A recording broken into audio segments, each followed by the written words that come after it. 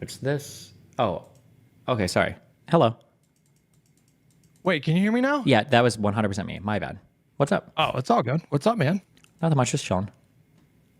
I just wanted to, I don't know if this is a bad time, let me know. I just wanted to do a vibe check about this election. I'm trying to be careful, okay? Because right now, the vibes are immaculate. One would say maybe. Yeah. Yeah, I don't know if they can get any better. So I feel like we're on like a drug high right now. We got to taper off a bit as we come down and adjust our expectations to what life is like. But holy, it's not even that the Democrats are doing necessarily like really well, although I think they have managed things well. The Republicans, Trump is self-destructing. What the? Well, I mean, I think it's a combination of both things. Like, I do think it's a good thing to guard yourself against complacency. At the same time, I feel like there's a good reason to feel a ton of hopium at the moment. Like, I'll tell you full on for me, like, I'm in a place where in my mind, it's like, she's obviously going to win. Sure. I don't know if that's foolish. I mean, I've been through enough elections to know that things can turn on a dime, and Yeah. who knows what kind of October surprise they have. Maybe they have her using slurs against white people on tape or something, you know? Maybe, yeah. But I mean, like, she was the VP, so she did run on that ticket. So hopefully she's been vetted to some extent on like the national stage, right? Yeah. So I don't know if we're gonna get like a big surprise like that. Yeah. Man, Vance was just not it. I don't know I wonder what the rationale was there. That was not it. Do you think he's gonna toss him before the election? I mean, I feel like him tossing Vance would be a tacit admission that he made a mistake. And I just don't think his ego would allow that. So I think it would have to get much, much worse for him to consider doing it. I think if he does do it, he needs to do it soon. Like, I feel like if he did it now, his supporters would probably forgive him immediately. Like, it just wouldn't be a thing. He'd be like, you know what? I've decided Vance would be better in the Senate, and I think Tim Scott can add more to the ticket. I just don't think he would pay a price for that. But if he does it, who knows? maybe if he does it like a month before, then I think that's probably not great timing. It would look desperate. Did you catch his press conference today? I tried, bro. I'm sorry. I think I watched like 20 minutes of it. I can't listen to him speak anymore. It's honestly it's like so boring and horrible. I hate it. I actually hate myself, and it's dreadful. But yeah, I think I listened to around 20 minutes of it. They asked about the crowd size or whatever, and he's like, "I had 107,000. I'm glad you guys brought it up so I can talk about it." I'm like, bro, my God. It's the same for me. Like, I try to watch his press conferences and rallies these days, and it's really difficult for me to get through the whole thing. I think when he first emerged into the political space in 2015, there was something fascinating about it, even though I remember watching all of his rallies and listening to him say the same thing over and over again, but I couldn't look away. It was like watching two garbage trucks collide at full speed and, 120 frames a second, slow-mo. Yeah. I just couldn't look away. I think now after 8 years of this, it's so difficult for me I just find it so boring. Like exactly what it's so boring. And I think that's why she's resonating so much right now. Because I think people felt this sense of apathy and the sense of sort of feeling dispirited because they just, all the polls suggested that nobody was really excited about either candidate, or there wasn't a lot of excitement, I should say. And now she's come in, and I think she is formidable in front of a microphone. Like I think people forgot. Yeah, so is Walz. How good she is. She kind of petered out before Iowa in the 2020 race. And so people really didn't get an opportunity to see her, but she's always been really skilled on the mic. Yeah. Yeah, and so is Walz as well, yeah. The Trump campaign is just self-destructing. The weird sexist, racist shit, the weird like just complaining and crying about it. He comes off as a loser, and somehow I don't know how it happened, but somehow the Democrats got like positivity back in their messaging again, which is nice. It feels good. I like listening to somebody speaking positively about the country, positively about the future, like saying good things about America. Like that feels good again, rather than Trump, who like hates every single thing about this country and every single thing about this country's history. The overwhelming negativity and everything is just so, I can't.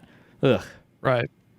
Have you noticed that I feel like he has not fully processed that the race has changed? Have you noticed that? Kind of. I don't think it's so much that they haven't fully processed it. I think there's just like it's a panic, like they're falling down a hill, like trying to, like catch a ledge or something. Because the campaign was built around so much negativity around Biden that as soon as he was pulled out, it was like, oh shit, we were literally running off of this man's senility. And now we have absolutely fucking nothing. And it's like the scramble for a good attack because like they don't have a policy platform, right? Nobody's excited to vote for Trump because of some fucking boring bill in Congress or whatever the fuck. Like they want the same talking points, they want the energy and the excitement, and they want to shit on Biden for being old and like a loser and blah blah blah. And then it's like, yeah, then you get Kamala up here, and now Trump is like, well, I don't know if I want to debate this person, and this isn't fair. I don't like that they're running this. That's the anti-democratic. It's like, bro, yeah. Well, when I listened to him speak recently, I feel like he mentally is still in a place where he's campaigning against Biden. Like he has to consciously pull himself back into messaging around her. He'll start talking about Sleepy Joe and all the Afghanistan and all this stuff that doesn't translate to her, according to polls. Like a lot of people in the country are not giving her the same sort of blame for things like the economy and even the border. And yeah, so they're trying that one really hard, trying to make the whole border her fault. Yeah. Right. Yeah. But he'll stop himself sort of as he's mid-sentence, and then remember, you can just see the wheels turning like, oh yeah, she's the fucking nut. And so then he'll start talking about her. And I think that's that gives me hope too, because I feel like it reflects total rank incompetence on the part of his campaign. Because they had 3 weeks. I mean, that doesn't sound like a long time, but that's enough to like do some preparation for the eventuality of her taking over. Like nobody in his campaign thought like, maybe she might take over.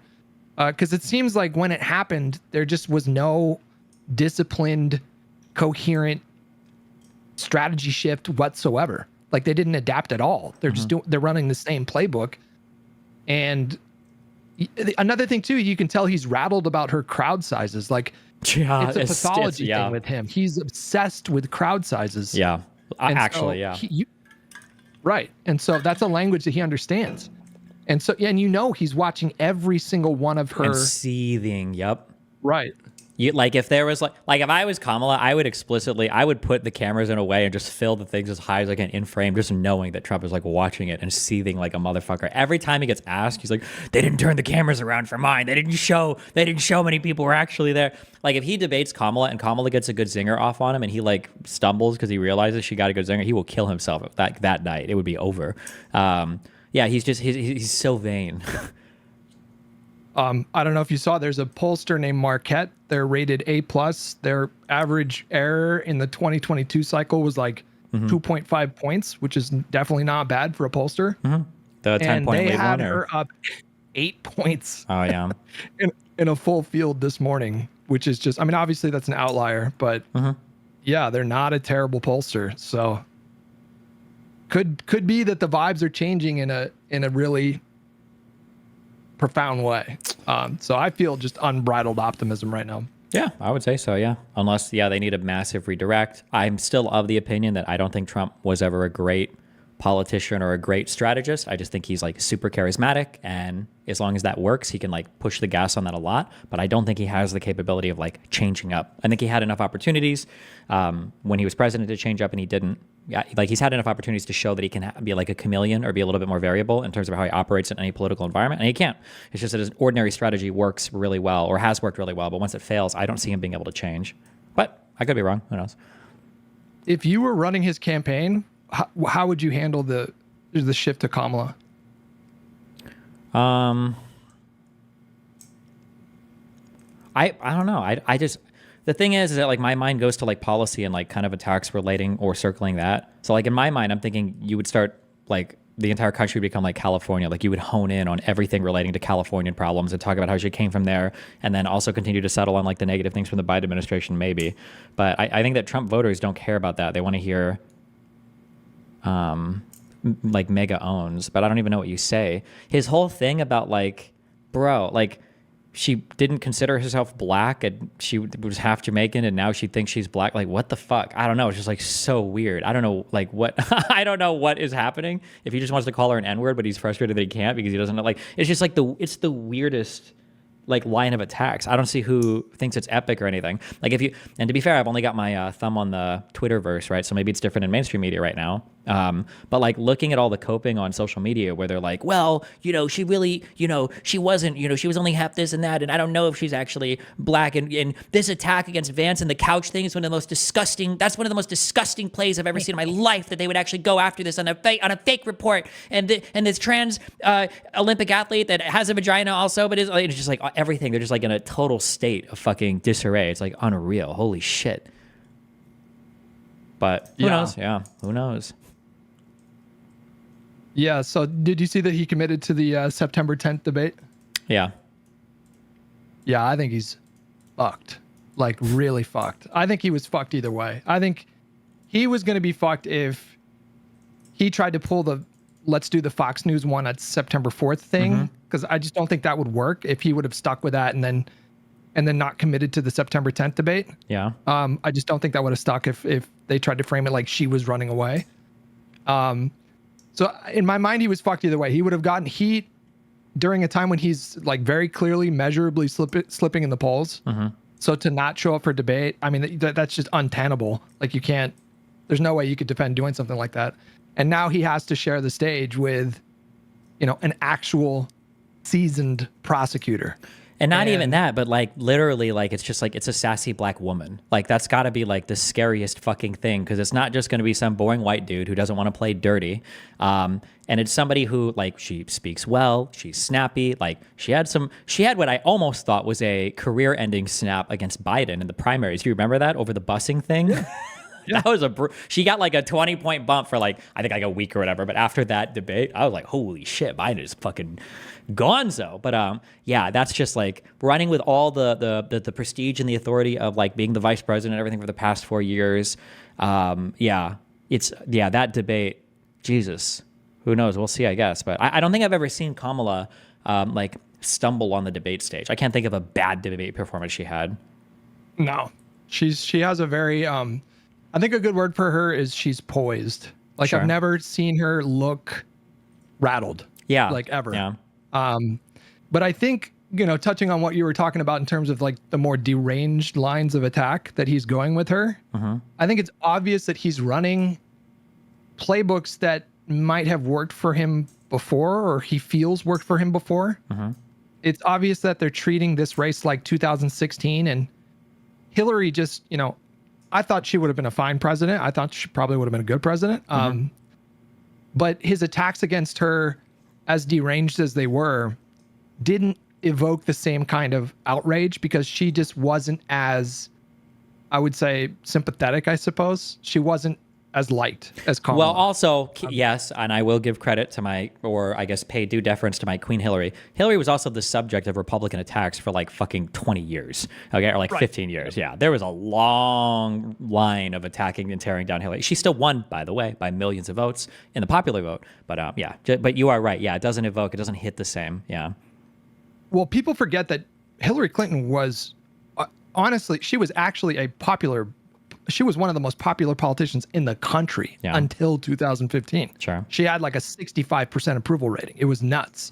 And after just relentless attacks, piggybacking off the Benghazi hearings and the email all the baggage bullshit from the Clintons in the 90s. And So I think they're trying to attack Kamala with a sort of similar playbook of just going like really low and debasing themselves. And then you have in comes this guy Walz, who I think, like, my theory about Trump is that we're all kind of the frog in the boiling pot of water with him, and we've sort of acclimated to a lot of his insanity. Yeah. And I think there is this appetite for someone to come in and like pull us out of that water so we can reacclimate to, for lack of a better word, normalcy. And so I think whether it was intentional or not, maybe he stumbled into it, but he definitely tapped into this reserve of like frustration and boredom and general antipathy towards Trump. And I feel like he's sort of metaphorically taken us out of that boiling pot, and people are starting to remember and recognize certain behaviors as like, wait a second, no, this is weird. Like, we gotten used to it, but it is weird. And so that has just been really fun to watch play out like in the zeitgeist right now. It's really awesome. Yeah, but there's no counter to that because remember, like these guys don't live in a policy world, so the only thing he can do is get weirder. That's it. Um, yeah. Also, I mean, or go ahead. no, you got it. Oh, I'm about to totally pivot. Yeah, go for it. I will keep reminding everybody of this. Okay, I think that there needs to be a lot of credit given to Biden for actually stepping down from the race, despite the fact that it eventually got to the point where there was public pressure for it. But he could have said, fuck that. He could have said, I'm running. I don't care. You're not going to rip away my second term from me against this fucking clown. Like, I beat him once. You're going to tell me that I can't do this because of one bet. There are so many different scenarios where I could see him fighting to the bitter end on that. And the fact that he managed to step away from that, Donald Trump could never have done that. Unquestionably. Even if he did, he'd be running independent. So, yeah. And you can see it's reflected in the polling now that a lot of the criticisms about Biden were purely vibes based because he just kept getting lower and lower, especially after the debate. Mm-hmm. He was down to, I think, like 36% for like most polls. Mm-hmm. And he went up like 15 points after he dropped out of the race. Yeah. So I think he's going to get like a 20-minute standing ovation at the convention. And it's an interesting opportunity to reframe him, so instead of this I don't think he's demented personally, but instead of like this perceived old demented guy, he gets to just totally change that narrative. And now when he shows up at now it's like a fun because he's basically he's lame duck. He's just like here to kind of like chill and party as like the actual like grandpa dude and just like whatever. Yeah, bro. Well, I think more importantly to what you said though, I think people are gonna, especially Democratic voters, obviously, but are going to really appreciate him in the history books forever. Because you're right. I mean, he could have secluded himself with his family. He could have secluded himself with a team of yes men that maybe could have convinced him that he could have won. And he chose not to. And then, like, no matter what, like that, there's a reason why there's so few examples of that happening in history. It's actually insanely contrary to human psychology for someone to willingly step away from that much power. Yeah, it's in the American tradition. And I think like looking back 20 or 30 or 40 or 50 years, right, you would look at it. And I think that would have to be a question. Like some kid raising their hand is like, hey, so we read about Biden's term after Trump. We saw that the country was fucked from COVID. They basically rebounded, basically completely economically. More joint legislation was passed than in all the rest of fucking like however many presidential administrations. And it was done in like a historically split Senate. Like, why the fuck didn't this guy run for a second term or what happened? Was he assassinated? Like, yeah, just his presidency was really good. I think he exceeded like all expectations and almost every single conceivable metric, which makes it all the more impressive. I think that he was like, okay, I'll step down and let Kamala run. Yeah, geez. But yeah, you and me are a little bit older. And so like we've lived through, the Bush administration, the Clinton administration, Obama. And so like, I feel like we have perspective. Like when I think about the Biden administration, it's just without question, the most progressive based fucking presidency of my lifetime. And I think like a lot of young people who are coming into politics now, especially through the prism of like the conflict in Gaza, I don't think a lot of them necessarily have that perspective. Like to put it shortly, or to put it in like briefer terms, I don't think a lot of people, younger people, understood just how good they had it with him. When we talk about the stuff that he got done, codifying gay marriage, historic investment in climate, actually pulling us out of Afghanistan, passing the largest stimulus package in modern history, really competently coordinating with the states for a robust vaccine rollout that basically doubled their goal. They wanted to do like 100 million shots in the first 90 days. I think they got 200 million shots. And also keep in mind too that he came in, regardless of what the conservative cope is, as like he tried so hard to let every single thing that the conservatives had done to this country in the past 12 years slide, right? That the McConnell basically destroying Obama's like last 6 years of presidency. Was McConnell Senate leader that entire time? He was, right? No, I don't think they took the Senate back until 2012. I could be wrong about that, but go ahead. Okay. The last 4 years of his presidency. And then the blocking of Merrick Garland, the 4 years of Trump and everything that was like easily the most divisive rhetoric in U.S. history. In recent U.S. history. The obviously the January 6th shit, the whole voter fraud stuff. Like despite everything, Biden was pretty chill for the most part. Didn't really go after anybody, didn't attack anybody. You don't see him bullying, like threatening, like conservatives or whatever. These are my friends in Congress. I've worked with these guys for a long time. Yeah, I think Biden's presidency was like super, super, super good. I think he exceeded all expectations. Yeah. Yeah. I mean, it's nothing personal. Like I think him stepping aside was the right thing. I also simultaneously think that this country largely, I feel like they did him dirty, but that's okay. Like it really is not personal. And I think especially if she goes on to win in November, and I'm on so much hopium at this point, I think she can win all 7 swing states. Like, I'm not even kidding. Like, she's fully within the margin of error in every single swing state. And now, according to 538's aggregate, she's up in the Rust Belt, and that's all she needs. Sure. So I think especially if she goes on to a resounding victory, like a really convincing victory, like the 2020 map plus North Carolina, yeah. I think he will go down as one of the most legendary presidents of all time. Like I think he would rightfully have earned that label if they actually pull this off in that way. Yeah, possibly. Yeah, I mean, yeah, he'll be looked very, very, very favorably upon. Yeah. Has there ever been another point in history where there was the VP of the last administration because the president of the next one without like an assassination or anything?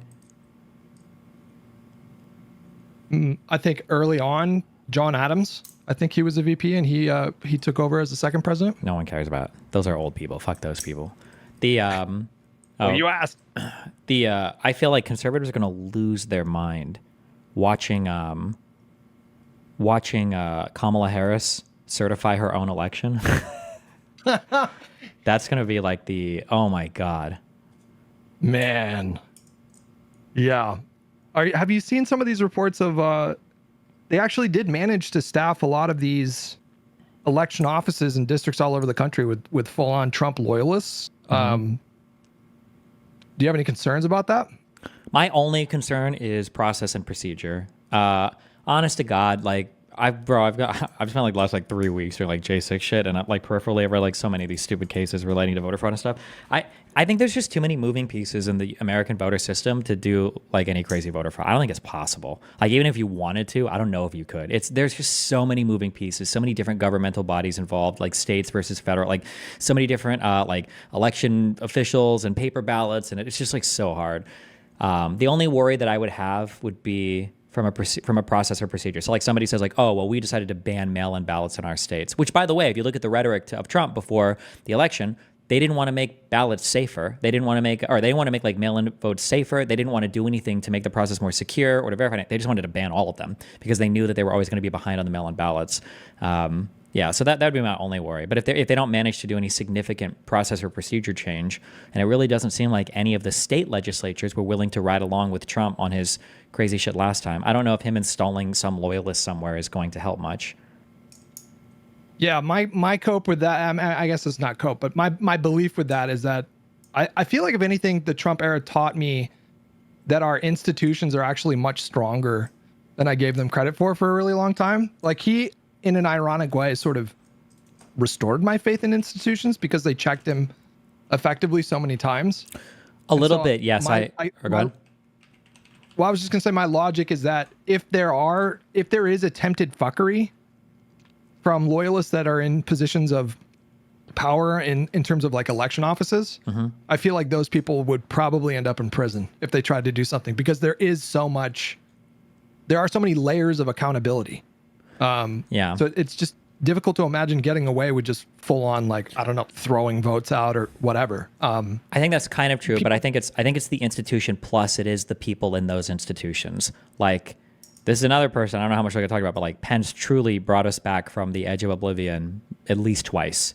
Pence refusing to go along with Trump on election night, saying that it was over, they were going to stop the count. Pence like resisting that, saying we are gonna wait until the votes are counted. Pence refusing to go along with the whole January 6th scheme. Those were two monumentally important moments, especially on the certification of the vote. If he would have had a yes man there, if the vice president would have fought, like who knows what would have happened at the Capitol that day. That's a really hard call. So yeah, the institutions are good, but they're only as good as the people that staff them, and are, as much as it feels weird to say it, the bureaucratic like force that we have, like the members of government that have the experience and the commitment to the United States, like even at the end, like even fucking people like Barr, who was like, I'm sorry, Trump, I'm resigning. You're lying about everything. Fuck you. Like, yeah, I think that I think there were a lot of people involved that also did their job too. Yeah, well, to your point about Pence, I mean, that's specifically why he chose Vance. Like, he did not choose Vance because he felt like he added to the map. Like, I don't think that was factored into his thinking whatsoever. Yeah. I think the only question he was asking of his potential his VP candidates was, would this person have done what I wanted Mike Pence to do on January 6th? Yeah. And Vance has said Tim yes Scott to that. is a big question mark, you know, like he's been pretty sycophantic, but I don't know if he would have done that. Vance absolutely would do that. And so I think that's only Vance has gone on record saying he would. He said that on some media show. He said that if it was up to him on January 6th, he would have gone along with it or something. Yeah. Yeah. Well, definitely it's an interesting time in politics. Are we doing we're doing the hippy dippy thing in like a week? Yeah, if it's on the schedule, yeah. I had some thoughts about like I'll get out of your hair here, but I had some thoughts about like how to tackle that. Maybe I'll send you a message on Discord and we can talk about it there. Okay. What is the topic? The topic I think is democracy on the ballot in 2024? Oh, joy. Okay. And I have some ideas of like how we can come at it from different angles, but yeah, I'll message you on Discord. But yeah, good talking with you. Okay. Love you. Be careful, buddy. Bye-bye. He really just deafens in my... Oh, okay.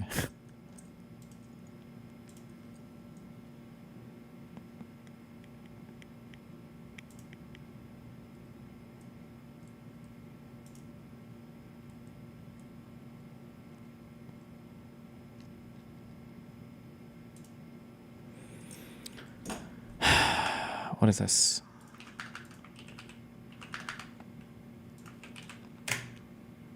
Destiny, and you're referencing Vosh.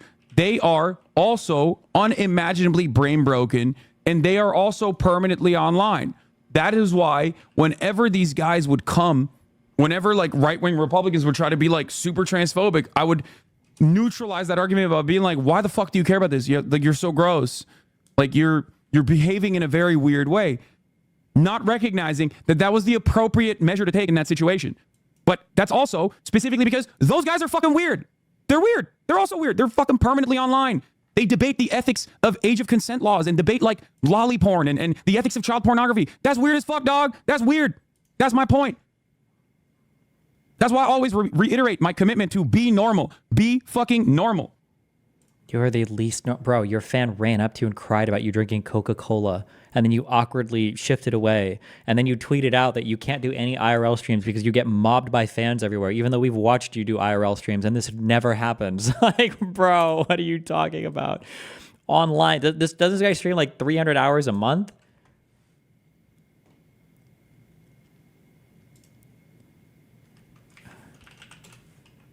Okay, he's lessened his schedule a little bit. This guy streams for 8 hours a day on average, every single day, 30 days a week. How much more online does it get? What is this? Destiny fan, by the way, 100%. You give too much... Why is he talking to me again? What changed? Is it because I was doing boring reading? Is it just the 5-figure view count? If I've got like 10,000 views or more, he has to like flip the switch? Do we need to like reduce our views again? Is this... What the fuck? Also, I love that back in 2019, Destiny fan, by the way, 100%. You give too much attention to uneducated... Sorry. The reason why he said that was such a funny comment. The reason why he said in 2019 that it was a Destiny fan 100% is because every fucking fan he had was my fan. That's right. They were all my fans. That's where they all came from when you started streaming, motherfucker. Thank you, finally. Thank you for the credit. I've just wanted that credit for so long. Thank you, Hasan, for admitting that. Yes. Cucks yelling out trigger phases, I'll be your mod. How did you become the uneducated cuck yelling out trigger phases over the course of 5 years?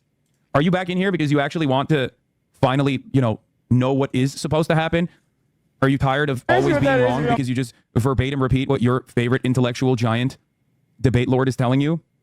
Is that why you finally came back? Because you're like, you know what? I actually don't want to be wrong all the time because I keep repeating the things that I hear from my favorite intellectual debate pervert. So now I came back here because it seems like he was right. Literally says you, he says. I wonder how much research Hasan is doing today. How many tweets do we have open? 1, 2, 3, 4, 5, 6, 7, 8, 9, 10, 11, 12, 13, 14, 15, 16, 17, 18 tweet. Wow, it must be a heavy research day. How many do we have open at the beginning of the stream? 1, 2, 3. Maybe it's the same ones. It could have been. Who knows? Can I ask you what that is, if you don't mind? Somebody said, this is why Hasan doesn't do IRL streams. 4 years ago, bro. How do you even have this clip saved? Can I ask you what that is, if you don't mind? I'm sorry, after he's done shooting. Sorry. Never mind. God damn, dude, I look so intimidating. This sucks. Oh, fucking, I hate this. I hate this so much. Literally, people look at me like I'm actually hurting. Every true DGGer has a folder full of Hasan clips. Based.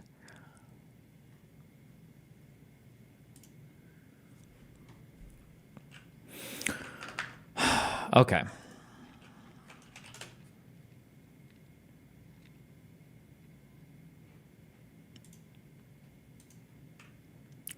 Talk to Big Ack. True. One day. Are you ready to read this boring fucking bullshit?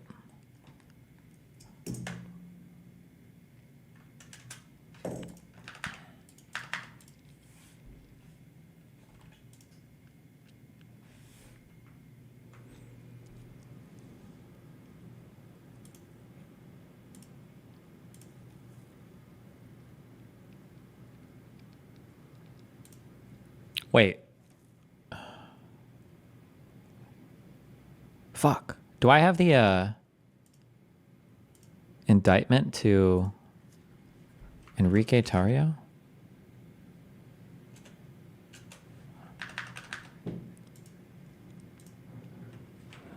.pdf. Fuck, what was it called? How long ago did I debate that insane dude? The first one, not the second one.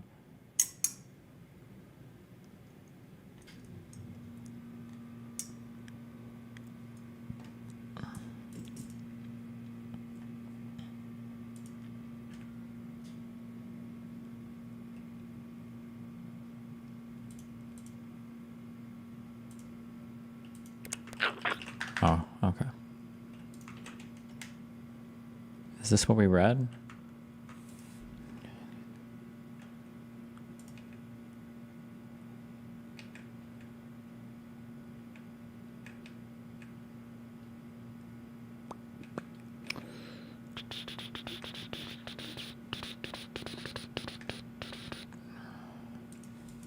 Wait, I don't think this is...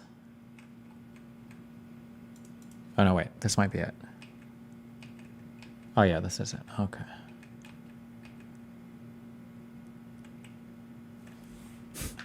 Fucking moron.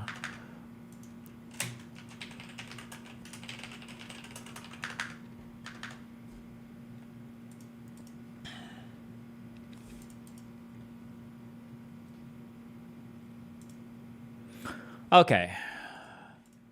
The oathkeepers. I have not read any indictments or court documents relating to Stuart Rhodes or the oathkeepers, so we're going to read this today because they were the other group that was organized, armed, and ready to go on January 6th. I'm not sure the role that they played exactly, so we're going to read the superseding indictment, and then we will read the case summary, I guess. U.S. District Court. Yeah. Okay. Let me use the restroom real quick, and then we're going to start reading this, okay? Boring time. Wait. Somebody linked a meme. Here, have a Lily song. Be right back.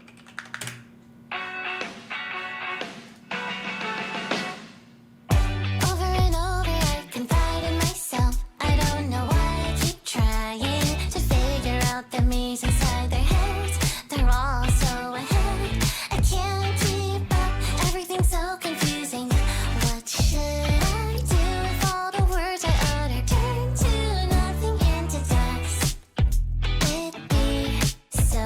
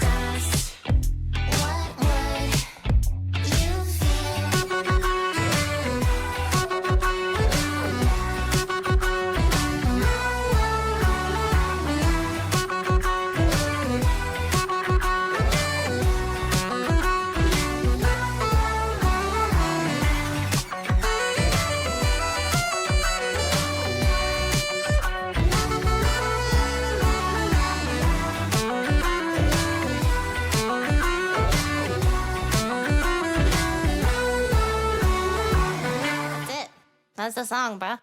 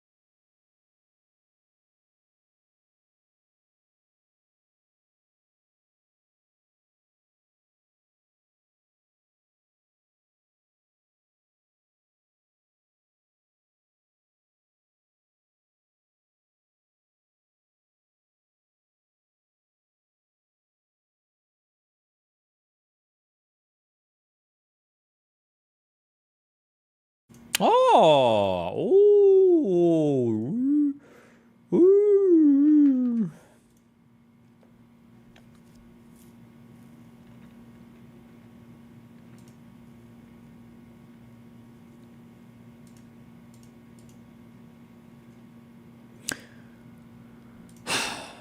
Indictment.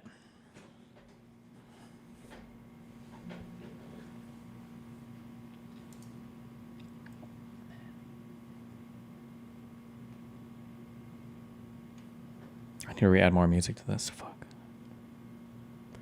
Is there a way that I can like switch the place of these? Like, I want to unlike this and move it down here because every time I play it off my like songs, this one's supposed to go before this one. Is there any way to do that, or is it impossible?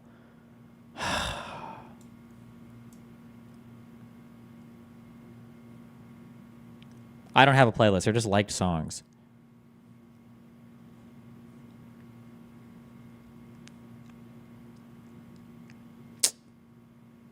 Fuck you guys.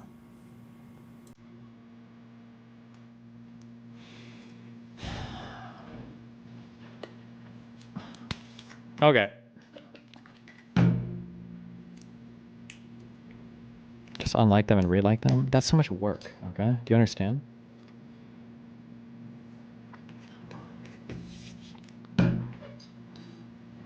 How do you listen to the same playlist over and over again? Because once you hit a certain age, you can't listen to any new music. You just listen to the same song. So if you're anywhere from 15 to 25, listen to a whole lot of music right now. Because once you get past like 25, 30, you can't listen to new music. You just listen to the same shit for the rest of your life. Good luck.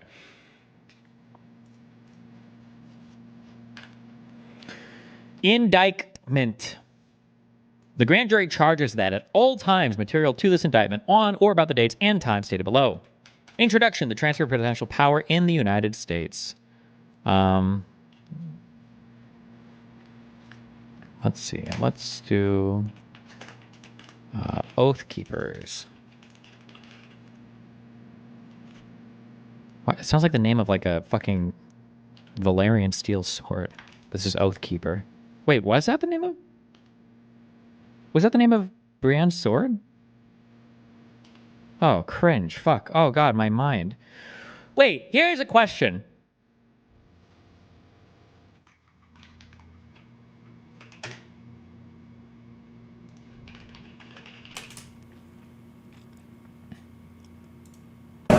Negotiate with.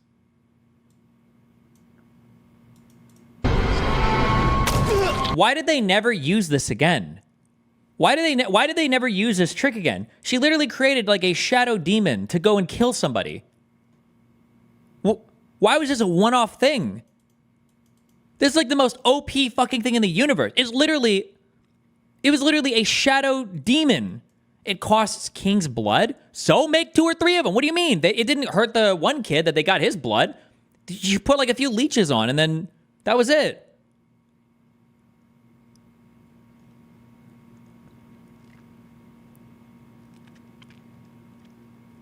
They had to sacrifice a child? Who cares? Kill a few more. He sacrificed his whole fucking army. It killed the kid? Wait, am I misremembering? You mean the king's blood? I thought that they just got king's blood from the one guy that rode for the 12 seasons. They didn't kill him, no?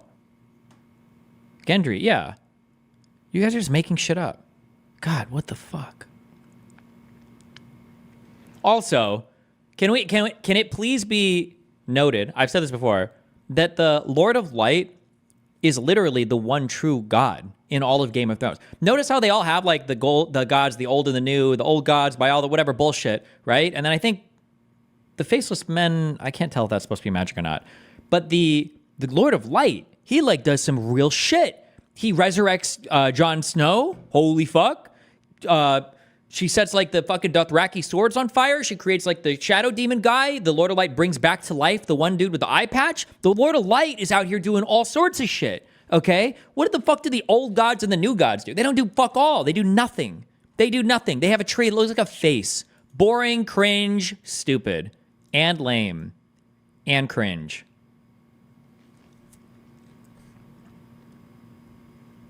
The old gods are super real. That's where Bran gets his magic power. To see the past?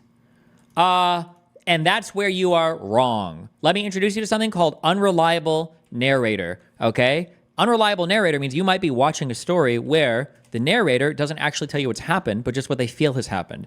Game of Thrones is unreliable narrator perspective where Bran actually did fuck all for the entirety of the fucking show, okay? He went north. He got frostbite and a bad cold and fell into a coma for 6 months, and he hallucinated everything. That's why when it comes time to fight the actual fucking frost snow demon god, he literally does nothing but sits there in a fucking wheelchair like a retard, okay? And it's Arya through some cringe bullshit that kills the dude, okay? Bran is nothing. There is no lord. There is no traveling into the past, okay? He probably guessed that Jon Snow was the fucking, descendant of some Targaryen bullshit because it didn't matter. It didn't make a difference to anything. Nothing came of that. It was like one of the most inconsequential things in that entire fucking world, okay? Like, and that's why he gets to be king at the end because it's his story. It's his own story. He's like, who has a better story than you, Bran? It's like, well, I'm the one telling it, so obviously me. Why do you think I came all this way?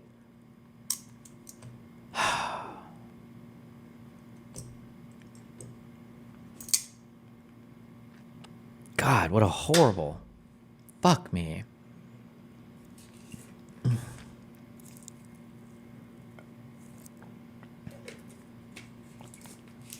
Anyway. The U.S. Constitution and federal statutes codify the procedures and dates governing the transfer of presidential power in the United States. I don't need to know this. The 12th Amendment requires presidential electors meet their respective states and certify distinct lists of all persons voted for as president, and of all persons voted for as vice president, and of the number of votes for each. Further requires the vice president shall, the president of the Senate and House of Representatives, open all the certificates and the votes shall then be counted. Title III, Section 15 of the U.S. Code provides that the United States Congress must convene during a joint session preceding the joint session at 1 p.m. on the 6th day of January, succeeding every meeting of the electors, with the vice president presiding to count the electoral votes, resolve any objections, certify their validity, and announce the result. Certification of the Electoral College vote. The 20th Amendment provides that the terms of the president and vice president shall accordingly end at noon on the 20th day of January, and the terms of their successors shall then begin. Wow. Wow. Wow. Plot to oppose by force the 2020 lawful transfer of presidential power. The 2020 United States presidential election occurred on November 3rd. As of November 7th, the incumbent President Donald J. Trump was projected to have lost the presidential election by who? Fox News? After the election, Elmer Stewart Rhodes III, Kingly, conspired with his co-defendants introduced below and other co-conspirators known and unknown to the grand jury to oppose by force the lawful transfer of presidential power. Rhodes, a resident of Granbury, Texas, was the founder and leader of the Oathkeepers, a large but loosely organized collection of individuals, some of whom are associated with militias. Some members of the Oathkeepers believe that the federal government has been co-opted by a cabal of elites, actively trying to strip American citizens of their rights. Though the Oathkeepers will accept anyone as members, they explicitly focus on recruiting current and former military, law enforcement, and first responder personnel. The organization's name alludes to the oath sworn by members of the military and police to defend the Constitution from all enemies, foreign and domestic. On their website, the Oathkeepers declare they will not obey unconstitutional orders. Wow. Fuck, I didn't take notes on the Enrique Tarrio indictment. Cringe. Indictment for Stewart Rhodes III.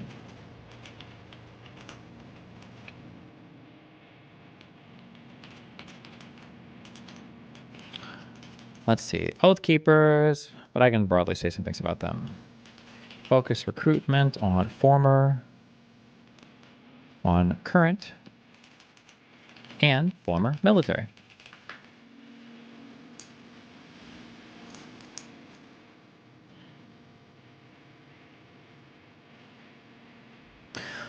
Rhodes and certain co-conspirators, to include selected regional... Oh, wait.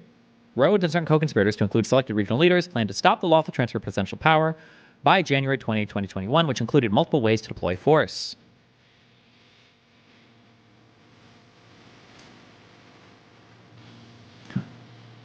They coordinated travel across the country to enter Washington, D.C., equipped themselves with a variety of weapons, donned combat and tactical gear, and were prepared to answer Rhodes' call to take up arms at Rhodes' direction.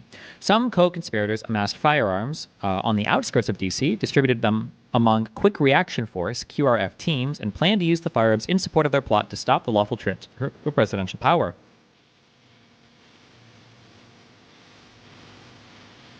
Oathkeepers attacked the U.S. Capitol on J6, beginning in late December 2020 via encrypted and private communication applications. Rhodes and various co-conspirators coordinated and planned to travel to D.C. On January 6th, a joint session began. A large crowd began to gather outside the Capitol perimeter as the joint session got underway at 1 p.m. Crowd members eventually forced their way through, hold on.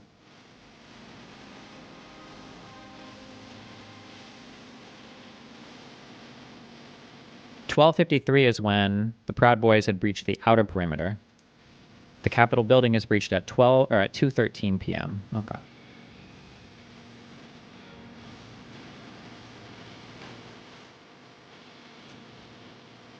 If I publish this anywhere, yeah, it's on my destiny.gg/notes.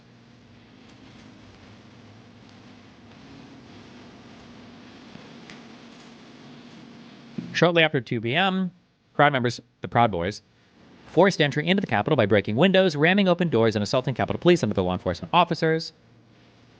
Around that time, Rhodes entered the restricted area of the Capitol grounds and directed his followers to meet him at the Capitol. Around 2:30, Kelly Meggs, Kenneth Harrelson, Jessica Watkins, Joseph Hackett, and David Morshell, and other Oathkeepers members and affiliates, many of whom are wearing paramilitary clothing and patches with the Oathkeepers name, logo, and insignia, marched in a stack formation up the east steps of the Capitol to the area outside of the Capitol Rotunda doors. Rotunda doors?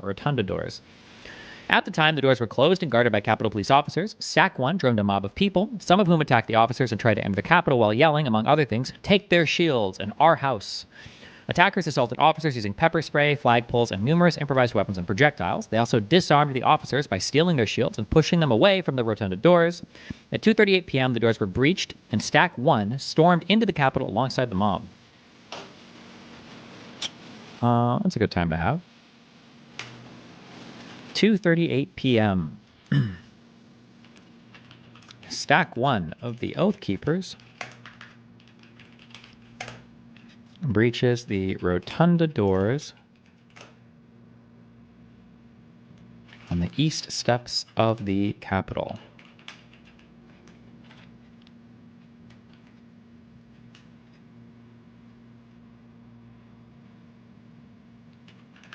I feel like I want to color code different parts of this.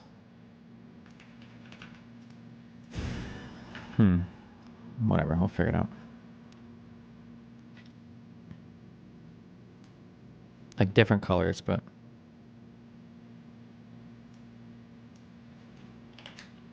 no.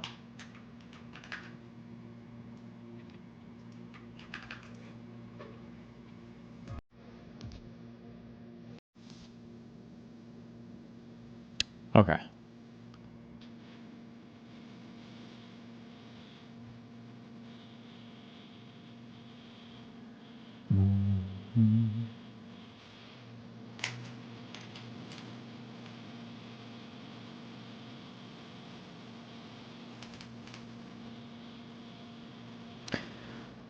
During the attack on the Capitol, the rotunda doors and surrounding facade suffered damage worth thousands of dollars. Once inside the Capitol, Stack 1 entered the rotunda and then split up. Half of Stack 1 tried to push their way through a line of law enforcement officers guarding a hallway that led to the Senate chamber. Law enforcement officers forcibly repelled their advance. The participants in this half of Stack 1 regrouped in the rotunda and then left the building. The other half of Stack 1 headed towards the House of Representatives in search of Speaker of the House, Nancy Pelosi. They did not find Speaker Pelosi and ultimately left the building. What do we include here? Let's see. Stack 1 group. Were these people all involved in that? Okay. Involving Kelly Meggs, Kenneth Harrelson, Jessica Watkins, Joseph Hackett, David Morshell,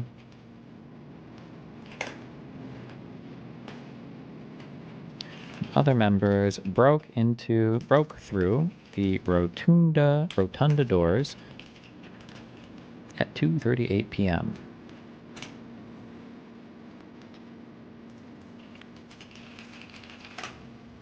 Tried to break into the Senate chambers, but were repelled by Capitol Police.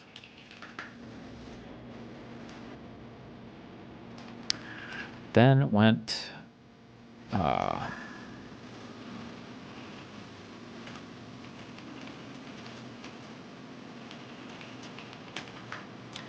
later, another group of oathkeepers and associates, including Joshua James, Roberto Minuta, and Brian Ulrich, formed a second stack and breached the Capitol grounds, marching from the west side to the east side of the Capitol building and up the east stairs. At around 3:15 p.m., James and Minuta breached the same rotunda doors that Stack 1 previously entered, and Ulrich followed shortly thereafter. Once inside, James and Minuta forced their way past law enforcement officers trying to guard the rotunda. James and Minuta started shouting at officers to get out of my Capitol. James violently pulled at and pushed his way past officers, forcing officers to deploy chemical spray in an effort to stop James, Minuta, and others from progressing into the rotunda. At 3:15 p.m., Stack 2, including Joshua James, Roberto Minuta, Brian Ulrich,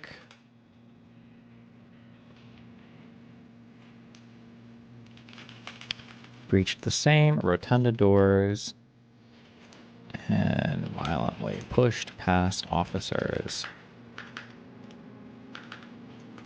Here's what breaching the rotunda looked like at 2:38 p.m.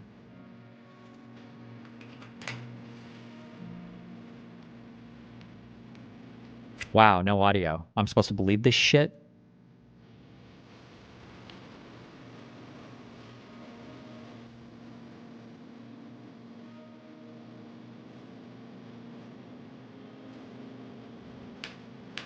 How do they get into the... Oh.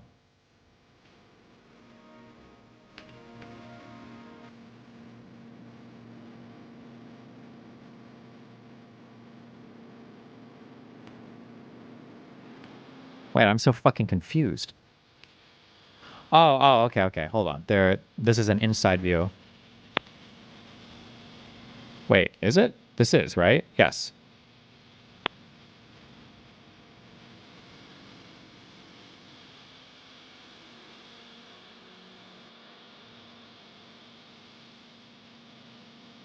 So these guys came and they pulled off the things, and then this is them opening the door.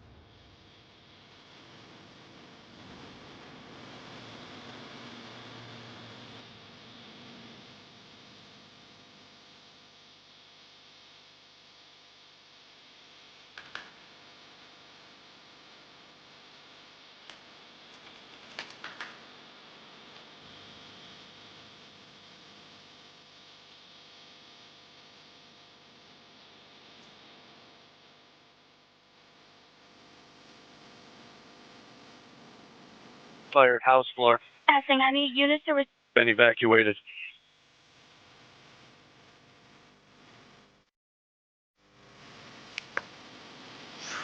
While certain Oathkeepers members and affiliates inside of DC breached the Capitol grounds and buildings, others remained stationed just outside the city in QRF teams. QRF teams were prepared to rapidly transport firearms and other weapons into DC in support of operations aimed at using force to stop the lawful transfer of presidential power.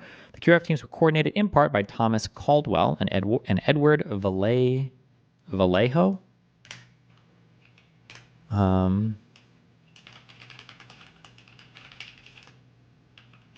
What is this? Quick Response Force teams, QRF?